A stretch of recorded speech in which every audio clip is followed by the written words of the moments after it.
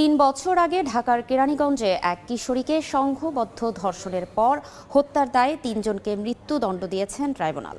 সকালে ঢাকার নারী ও শিশু নির্যাতন দমন ট্রাইব্যুনাল ৪ এর বিচারক মুন্সি মোহাম্মদ মশিয়ার রহমান এ রায় দেন। ২০২২ সালের ১১ জুন আসামিরা ওই কিশোরীকে সংঘবদ্ধ ধর্ষণ ও শ্বাসরোধ করে হত্যা করে, পরে লাশ গুম করতে পানিতে ফেলে দেয়।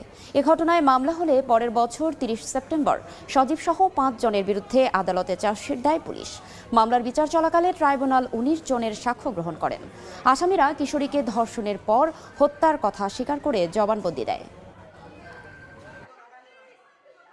গুমের ঘটনায় প্রত্যেককে ৭ বছর কারাদণ্ড, ১০,০০০ টাকা অর্থদণ্ড, অনাদায়ে আরও ১ বছরের বিনাশ্রম কারাদণ্ড দেওয়া হয়েছে।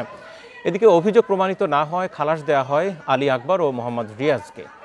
রায় ঘোষণাকে কেন্দ্র করে এজলাসে বিচারক ও রাষ্ট্রপক্ষের আইনজীবীকে নিয়ে কটূক্তি করে আসামিরা। সাংবাদিকদের ক্যামেরা ভাঙচুরের চেষ্টা করেন তাদের স্বজনরা। ২০২২ সালের ১১ জুন কেরানীগঞ্জের মডেল থানার পশ্চিম বামনসুর জামে মসজিদের সামনে পুকুরের পানিতে নিহত মারিয়ার মরদেহ ভেসে ওঠে। পরে কেরানীগঞ্জ মডেল থানায় মামলা দায়ের করা হয়।